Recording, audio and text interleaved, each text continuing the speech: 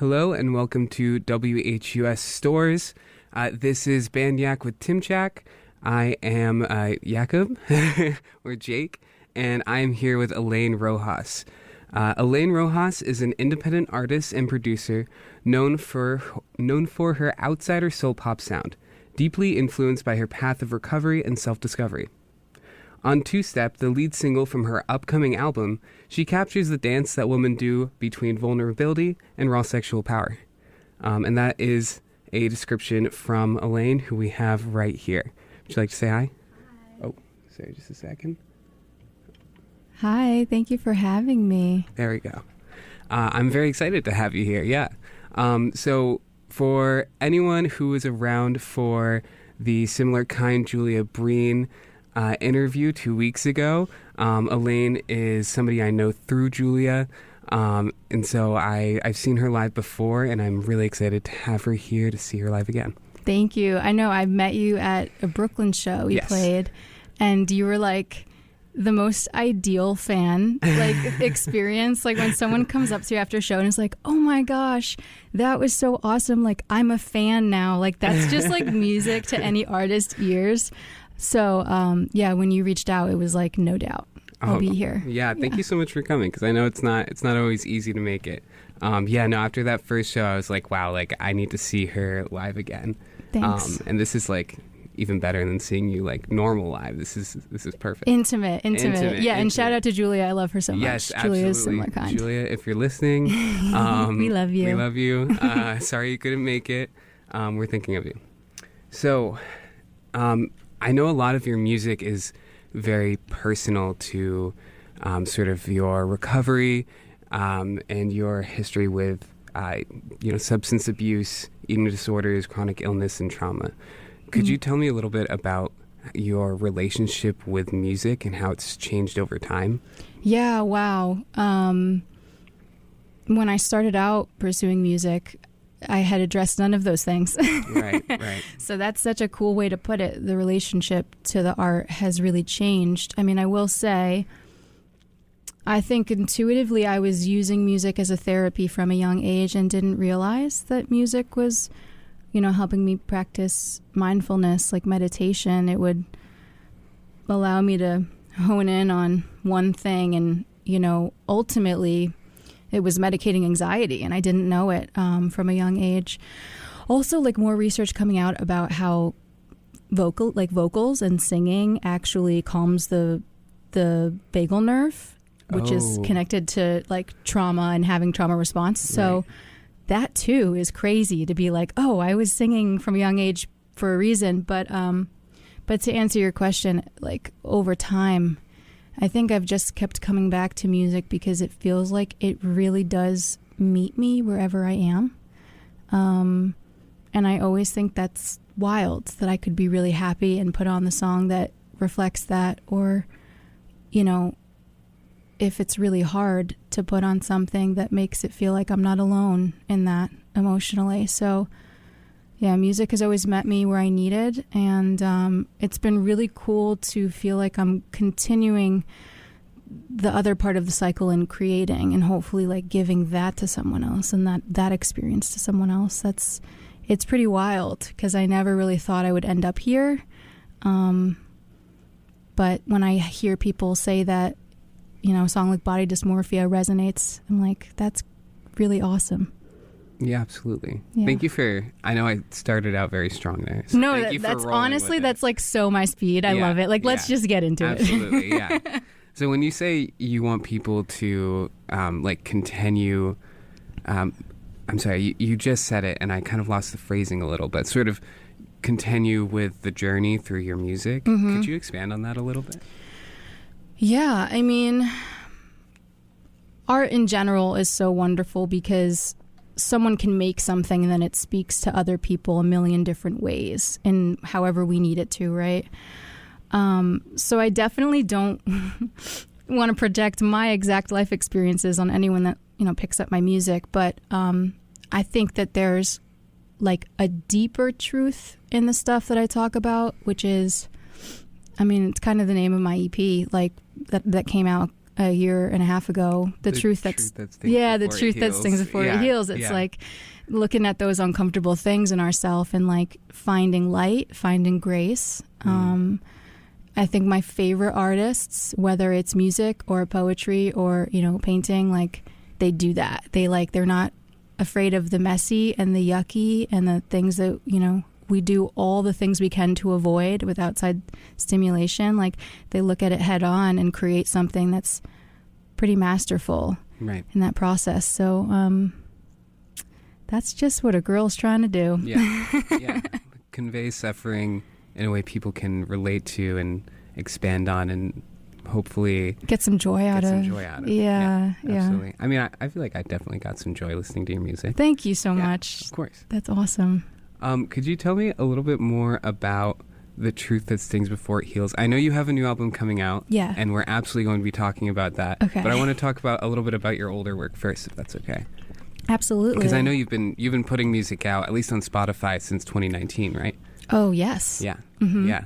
But let's start with The Truth That Stings Before It Heals, because I really enjoyed this EP.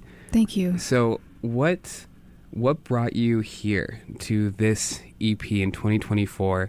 You hadn't released anything for a little while, I think, right? Yeah. Yeah. So this EP has a lot of very strong ideas in it about, well, I think ideas isn't the right word, but it's just sort of very strong conveyances of experiences you've had. Mm-hmm. Was there something that led you towards releasing this EP, some event, something you were working through that's specific? Yeah. Wow. Honestly, I think it was a combination of two things. Mm-hmm. In terms of the spiritual journey that I'm on, I think that I had gotten a little bit more time under my belt in my sobriety journey. I think that there was a while that I was trying to be something else. Like I was trying to be the thing that I thought would be a successful artist that people would connect to, and I didn't really realize I was doing it. And it wasn't until like I did the inner work to really meet myself and find out, you know, that universal truth we all come to, which is like, I am enough. I am who I am. And, you know, it's for certain people, and those people are my people. And I think once I started to do that inner work, then it was reflected in the music. It was like, yeah, let's talk about body dysmorphia. Yeah. Let's talk about mental illness being the best music. Like, yes. And so that, I feel like it was kind of my way of like, you know, the EP, I wanted to make it a project because I wanted it to be like, I'm here. This is actually me. And you know, and then what dovetailed with that is I also learned more about production. You know, I met my producer, my collaborator, Ben of Similar Kind. Right. And like really started to play in production. And that was new for me as a singer-songwriter. Like I didn't know I could do that. And so I got to pick which sounds I wanted. I got to pick where the drums came in and what they did and how they inflected in certain places with, you know, my lyrics. And it's opened me up to just like a whole aspect of the medium that I'm in love with. And so I think that's why it turned into an EP, and I wanted to drop it. You know, and I wish more artists would sort of do the same. Like I already feel more evolved into a different space with the new project now, but like I'm still glad I did it. Right. You know, I think we just have to put it out there because it is a reflection of who we are, and to not put it out there is denying who we are. You know, and I think artists really, our job is to fully accept. Yeah. I'm hearing a lot of like themes of freedom and acceptance. Oh, thanks. Yeah. So for a second ago you mentioned what was it? It was like accepting yourself, saying that you are enough. Yeah. How did you get there? I'm sure that's something everybody can relate to. Like nobody, like I personally, you know, that's definitely something that I struggle with. So yeah. Tell me Who about doesn't? that. Yeah. My gosh. Are you like there? Are you no. Like Oh my now? gosh. No. No. It's not absolute. Yeah. It's a daily reprieve. I think for a long time I wanted to be the good girl, and I was trying to achieve perfection.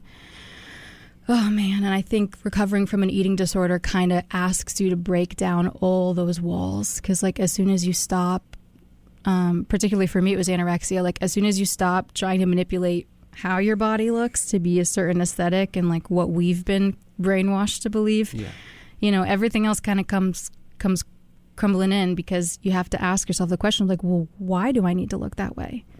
Why do I need to behave in this manner? Like, for who? You know, and I think at the other side of that question is the answer.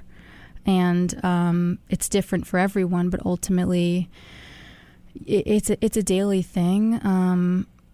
I really credit it to my higher power. I call God, the universe, whatever, you know, human name you want to put on it. It doesn't matter to me, but yeah, I've been shown a lot of grace. Absolutely. Yeah. That's really beautiful. Thank you for sharing that with us. Yeah, of course. This feels like, I don't know about you, and feel free to say no, but this feels like a good moment to play Body Dysmorphia. Ooh, yeah. Okay. Let's do it. Yeah. So we're going to give Elaine just a minute so she can set up her guitar, and we're going to get an acoustic set from her of her song Body Dysmorphia off of her EP, The Truth That Stings Before It Heals. We're going to have 3 more songs for you guys after that, just sort of peppered into our conversation. When I was a little girl in a teenager's body, I starved myself of the world, and nobody could stop me. Rock bottom felt like solid ground until grace, she found me. Still sometimes even now,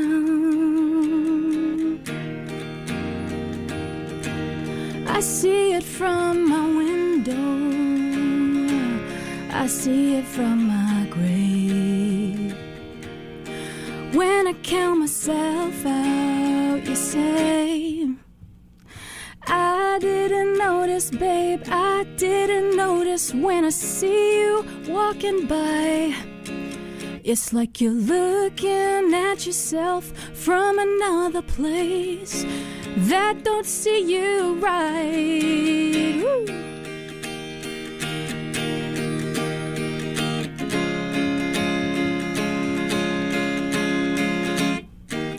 I thank God for my lucky stars, how they pointed me north.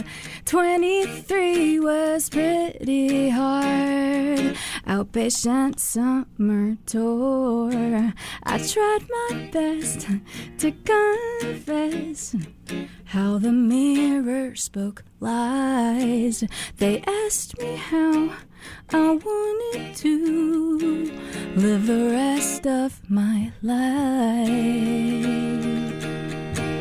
I see it from my window, I see it from my grave. When I count myself out, you say, I didn't notice, babe, I didn't notice. When I see you walking by, it's like you're looking at yourself from another place that don't see you right. It says, I'm here behind your windows, you'll see me from your grave. But when I count myself out, you say, I didn't notice, babe, I didn't notice. When I see you walking by, it's like you're looking at yourself from another place that don't see you right. I didn't notice, babe, I didn't notice. When I see you walking by, it's like you're looking at yourself from another place that don't see you right. Thank you so much. Thank you. That was beautiful. Oh, thanks. It's really crazy to be here in the studio just watching you play like that. Oh my gosh, that's so nice.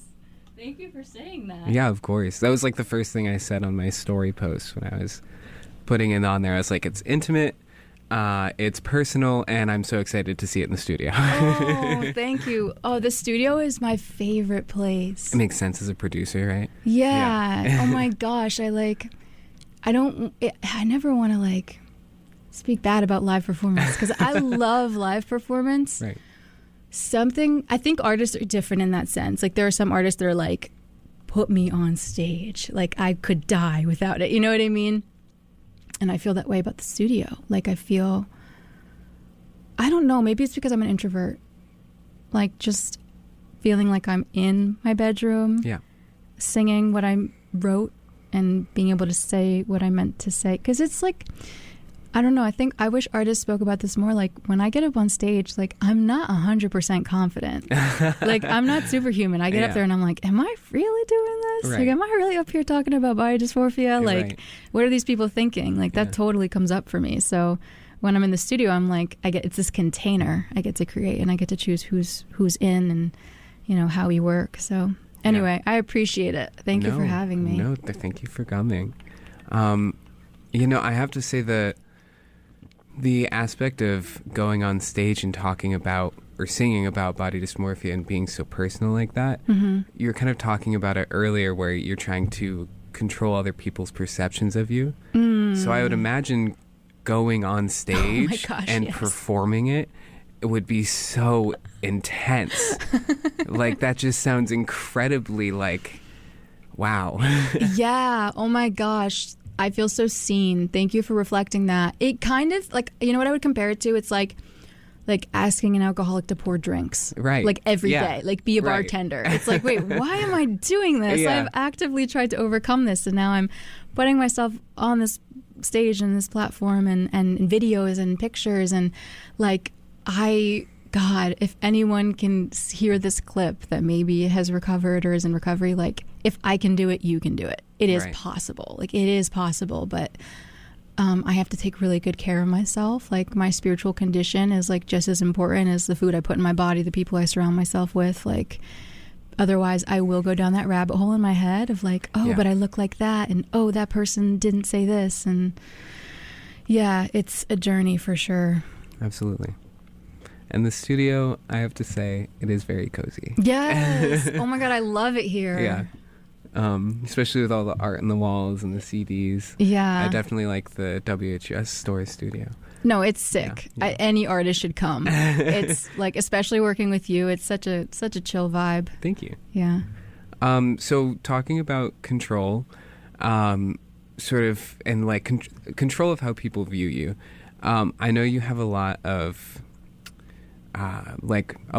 things in your work is referring to the male gaze. And I know that your newest song, Two Step, is kind of flipping that script and focusing on the female gaze. It's true. Yeah. Could you tell me a little bit about that? What brought you there? What made you want to represent that?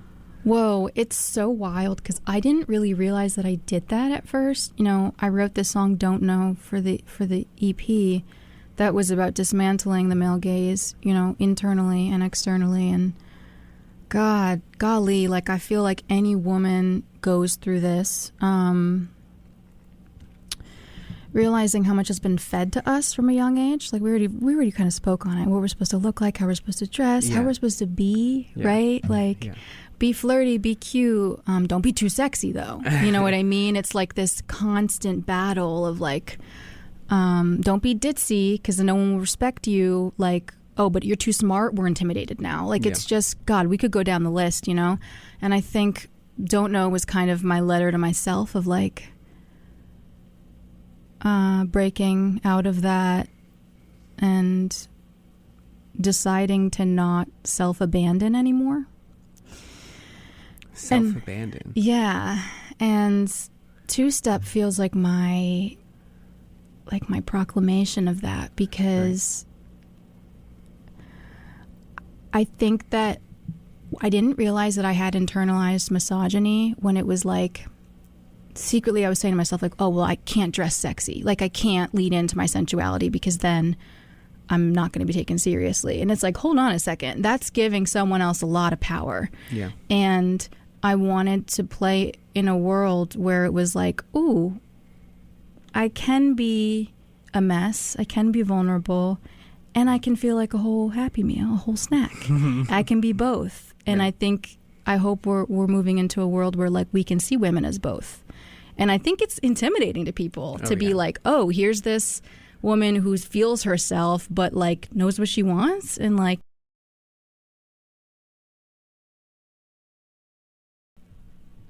No, that's okay. Hopefully I caught it on the dump. Honestly, I'm so sorry. That was my first one. Yeah, no, you're doing great. You're doing great. You're saying a woman who can be a boss, not perceived as a diva. Person. Oh, diva. Yeah, that's good. Yes. Not perceived as a diva. You know, it's much better than mean. I was going with that. It's okay. It's totally okay. I feel so bad. I hope you caught the buzzer, man. No worries. But anyways, so two-step was kind of like my play in that. And then just to speak to what you were saying about the female gaze, like a lot of people might not understand the female gaze isn't about flipping the script and now men are sexual objects and we view them that way. It's actually more about what does intimacy look like, not just from the sexual angle, right? Yeah. And viewing people that way. Like, what about vulnerability? What about connection? What about earned intimacy? And in my lyrics for two-step, I kind of play with that. Like, I play with phrases that could be perceived being about something sexual or something deeper, and it can be both. So that's kind of how I try to paint it more from what my experience is. Absolutely. Yeah. So I really like that, where it's about moving away from like just a sexualization of people towards seeing people as a whole who can embody different things. Yes, a whole. That's such a good way of putting it. I love that. I want to bring it back to a second ago when you talked about self-abandonment. Okay. What does that look like? Oh, what does self-abandonment look like? Yeah, it's something you said you were trying to move on from. Yeah, I mean... Especially in the context of the male gaze. My goodness. So walking into a studio, most of the time I'm the only woman. And I have to be aware that I'm not focusing on how I'm being perceived visually, because that's none of my business. Yeah. And actually the work. Yeah. And even if I am being perceived a certain way or treated a certain way because subconsciously there is some thing going on with that person, like, it doesn't affect what I'm actually there to do. I think with women, something not all women, but I hate to generalize, right? But I think a lot of times something we have to go through is overcoming people pleasing. So that's another way that it's like when I step into the studio, it's like I'm not really there to take care of anyone else. Yeah. Women have that nature of mothering, right? And I have to be aware that's not my job, but it can be a strength in the atmosphere that I create of everyone feeling safe. There's a line there, right? Yeah. Like, I want to create a safe atmosphere for the studio where people can talk about their emotions and communicate. And also, like, you know, I'm not there to make other people feel good about what I say. Yeah. I'm allowed to just have an opinion and that be it, you know? And I think that's kind of what, like, not self-abandoning looks like. Yeah. Yeah. It's about respecting yourself and respecting others. Yeah. Yeah. At the same time. I'm like kind of struck by the you're saying it was like trying to please others at the same time as you were like being aware of their perception of you. So when you're entirely focused on this external thing, it makes sense that would be characterized as self-abandonment. So yeah. Especially you're talking about like being expected to be a caregiver, and then also at the same time being expected to meet these standards that are at the same time conflicting and overwhelming. Sure. So yeah, what you're saying absolutely makes sense. I guess I'm just trying to like absorb it and say it back to you so that I make sure that I understand it, because I feel like it's a very important thing for me as a man to understand, especially trying to listen to your music, how you meant it. I appreciate that, and I also think like everyone has their own experience with learning what self-abandonment is, and so even you as a man are going to have your experience. Oh yeah, I can relate to that very strongly. Absolutely. Yeah, you know, and I want everyone to just be able to be their authentic selves. Like, what does a world look like where we're all just able to be ourselves and then meet somewhere in the middle? We may not all get along, but we can respect other people's authentic self, you know, and then choose the people you want to surround yourself with. Yeah. And do you think this would be a good moment to head into Don't Know? Sure. And then let's preface it with the male gaze. Yeah. And then we can abandon the male gaze. I love it. I love it. So good.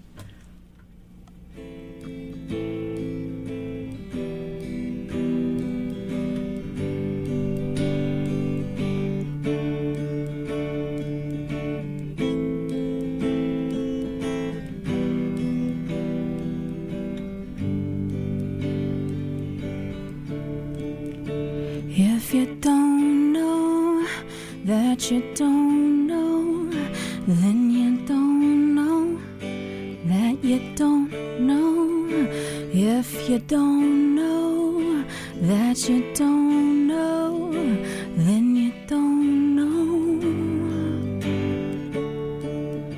I see these guys driving up to red lights, flashing bright white smiles, saying you're alright. I'd really like to make time to see you. I give them all my time, show them a dress in white. I wasn't taught what's mine, just how to picture me through their eyes. If you don't know that you don't know, then you don't know that you don't know. If you don't know that you don't know, then you don't know. I see these guys blowing past red lights, ignoring neon signs. They think everything's alright, they think everything's just fine. In their eyes I see a child in need. But how can I give you that which you claim makes me weak? If you don't know that you don't know, then you don't know that you don't know. If you don't know that you don't know, then you don't know, you don't know. My forgiveness is a bitch, she calls in the middle of the night, sick, tied up by karma, pleading to come out. Yeah, forgiveness doesn't quit, God-given, so you know it sticks like the babies we birth from our mouths. In your comfort, I will wrap you what I gave you, so you feel a little warmer in the truth that stings before it heals.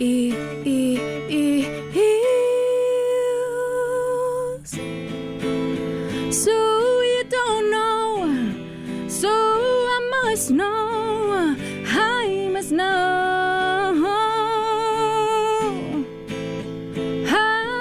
No, 'cause you don't know. Ooh, ooh, ooh, ooh,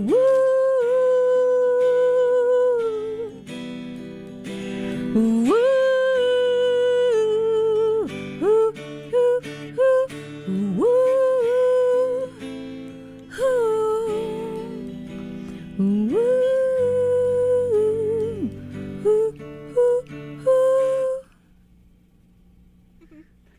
was Don't Know by Elaine Rojas off of her EP, The Truth That Stings Before It Heals. So as we were talking about, that song is about the male gaze. And a lot of it is about, well, actually, why don't you tell us a little bit more about where that song is in terms of the EP itself? Yeah, I mean, the verse, I see these guys driving up to red lights, flashing bright white smiles, saying, "You're all right, I'd really like to make time to see you." I give them all my time, show them a dress in white. I wasn't taught what's mine, just how to picture me. Just how to picture me through their eyes. Like, what is my lyric? And I mean, it's just depicting like a very typical experience I experienced as a woman, driving up to a red light and having like some guy like look through my window and invade my space, like through a window. Yeah. It's pretty wild that one can do that. And sure, maybe like some of my past trauma plays a role in how I receive that, but I think a lot of women have experienced that, whether it's walking by a construction site or, you know, the typical. And it was kind of like me taking a moment to look at, well, why does this bother me so much? Like, why do I feel so uncomfortable? And why do I feel like I have to smile back and like kind of awkwardly not dismiss it, you know? And that's what that lyric about, like, show them a dress in white, like show them a wedding dress. Like we're kind of raised to believe your job will be to get married, and that's the end goal, and that's how you'll have some sort of power. And I will say, like, I was not raised in that way. My mother's a very independent woman. She was a working woman. I want to throw that out there, but it's wild how societal conditioning will make its way into your consciousness. And right. So I think part of the reason why I've been able to break out of that and really, you know, ground myself in my truth is because I did have a model of a woman, you know, telling me you can do anything you want. You can be anything you want. You know, you do have just as good ideas. And honestly, like, and I know it was a different time, so this might come off a little bit, you know, for today's day and age, but I remember my mom saying, you need to walk into a room like a man would. You need to walk into a room like with the same amount of certainty. You know, and for that to be something that needed to be explained to me at 12 years old, like, that's an experience. Yeah. So, yeah, I just think that Don't Know was my way of processing all of that and dismantling it for myself.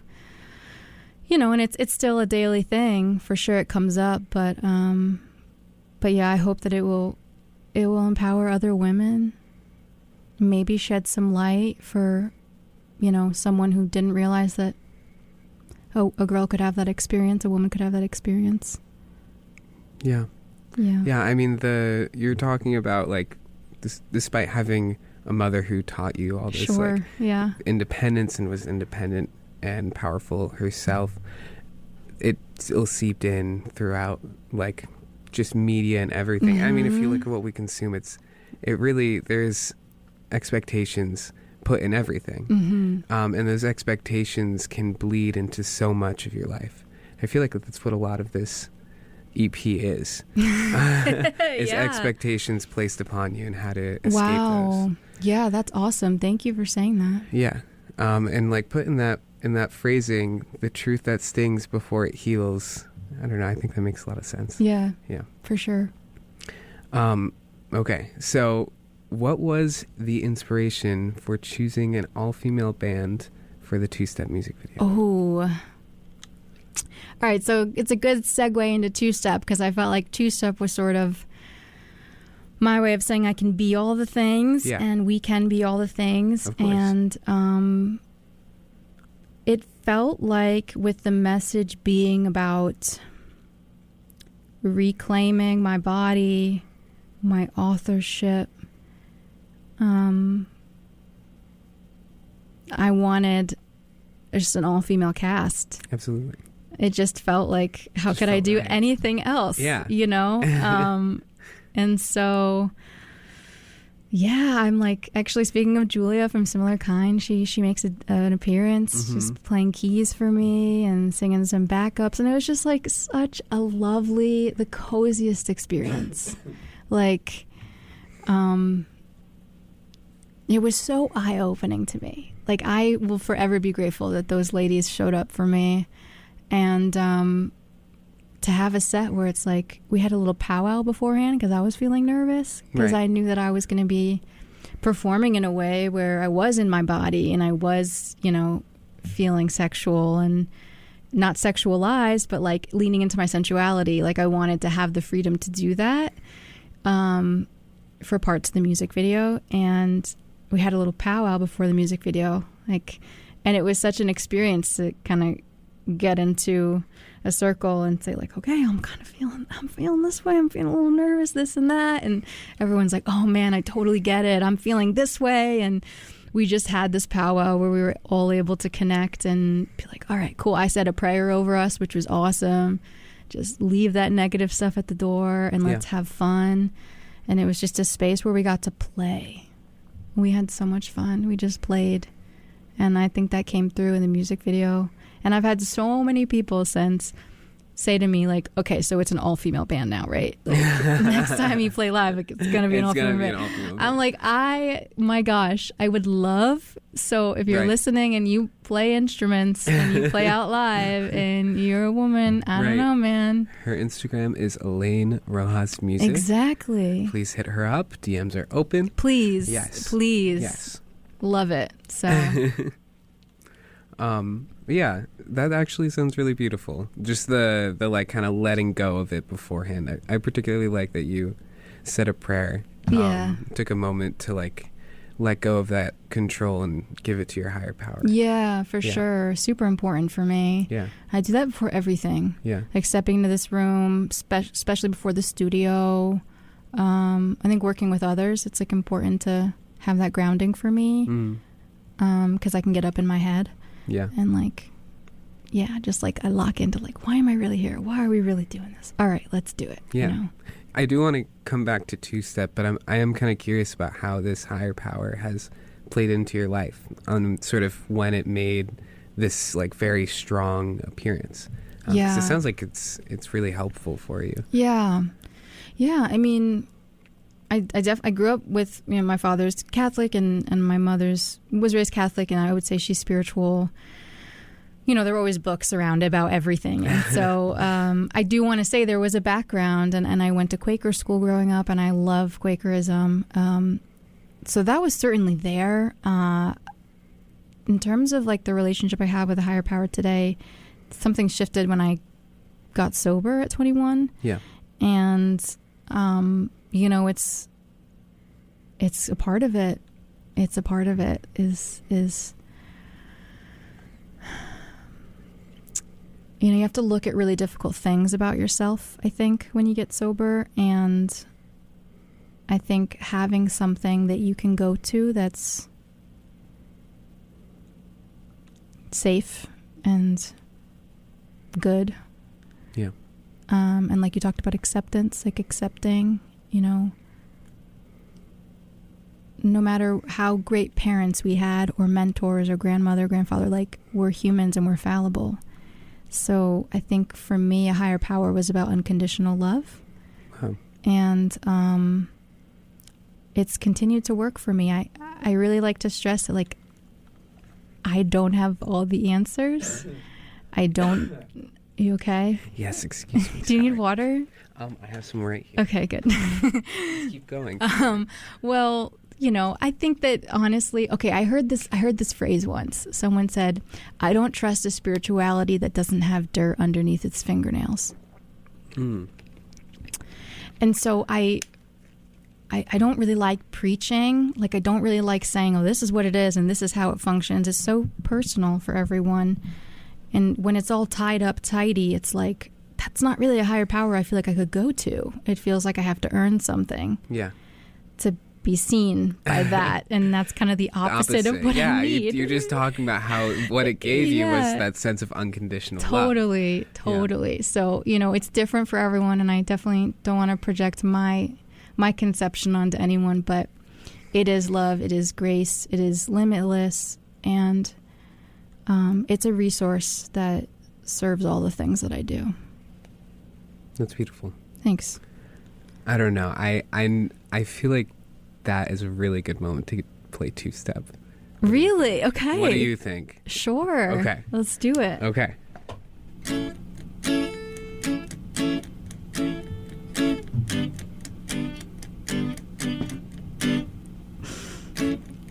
Oh my, what we did last night. The church basement with no lights. Again at your mother's house. Hushed me in the dark too loud. Boy, they say what goes around comes back around.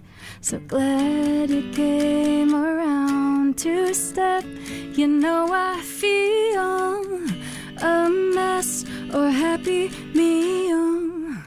Undress your heartbreak seal. Yeah.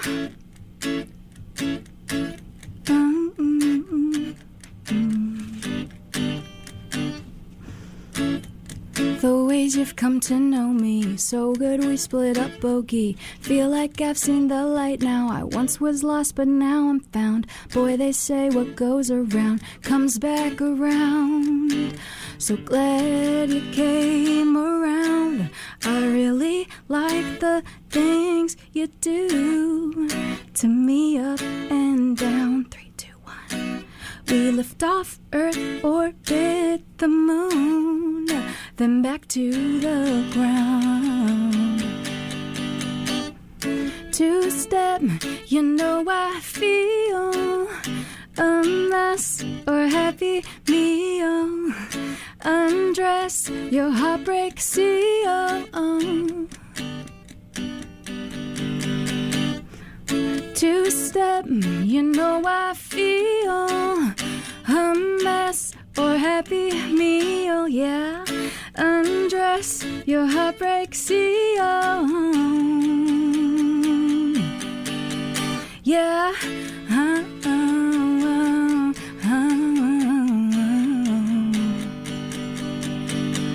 Yeah. Yeah.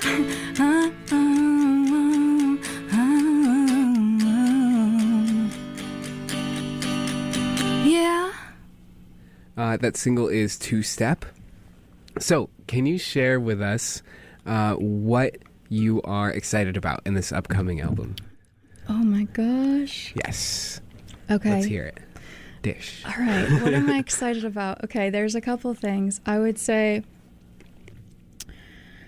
for me, like, my music is autobiographical, so The Truth That Stings Before It Heals felt like it was my account of, okay, there are these hard things that I'm looking at, and I can choose to look at them and grow. And I feel like the next album is like, well, what does that healing feel like? Like, what is life actually living in the healed parts of myself? So I feel like there's self-discovery. There's definitely still that introspection. There's also like joy.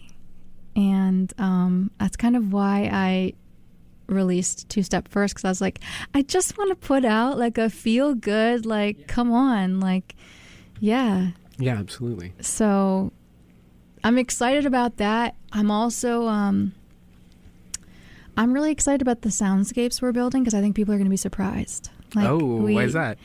Well, we definitely like have some of the indie pop stuff going. Sure. I would say with this single and the next single, we kind of cover that ground. And then I really leaned into my R&B alternative side.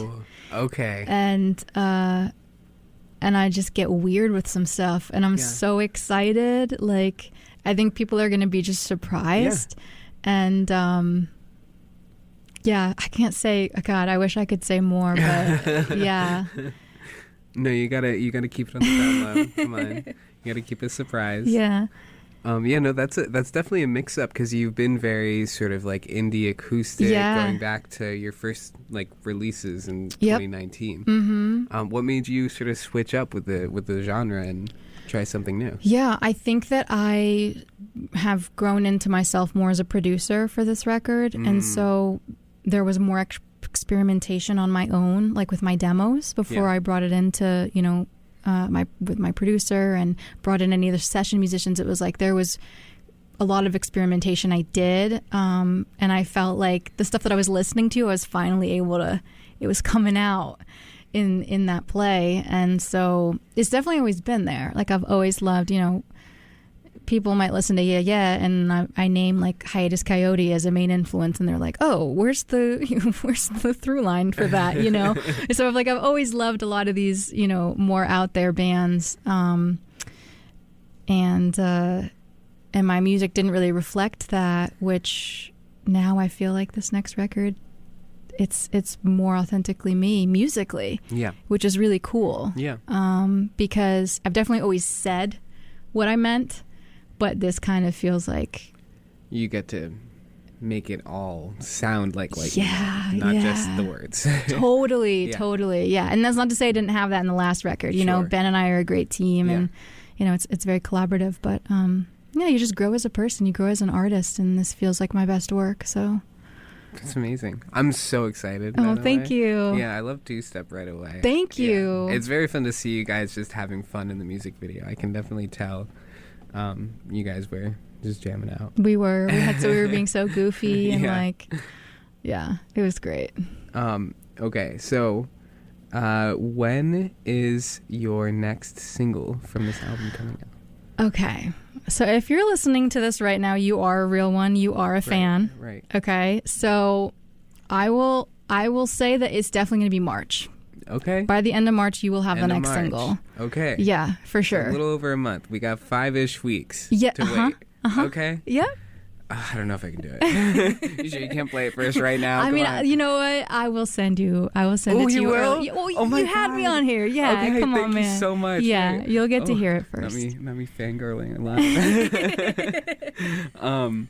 No, that's so cool. I'm excited to listen to it, and Thanks. I'm excited to see the ways you've grown. Thank you. We are at 7:55. Oh my gosh. Do we have enough time to fit in?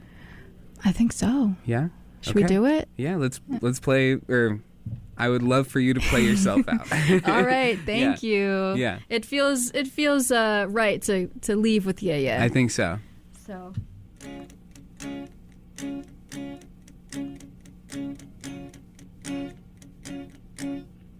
For years I wore clothes that didn't fit me. Different styles, colors, I'd go thrifting all through the store. I needed more. I'll try this one, he could change me.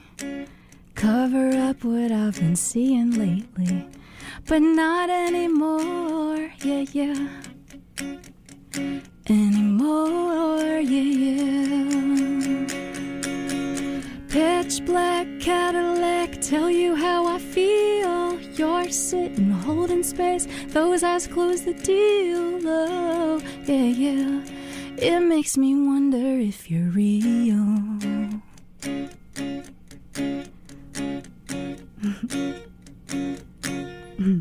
6 years later, put a ring on him.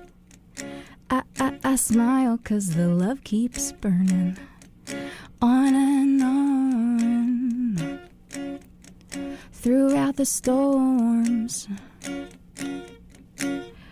They ask about the age difference. I said maybe you should mind your business, 'cause I needed more. And the man said, of course, yeah. Pitch black Cadillac, tell me how you feel. I'm sitting, holding space, show you how to deal. Oh, it makes you wonder if I'm real.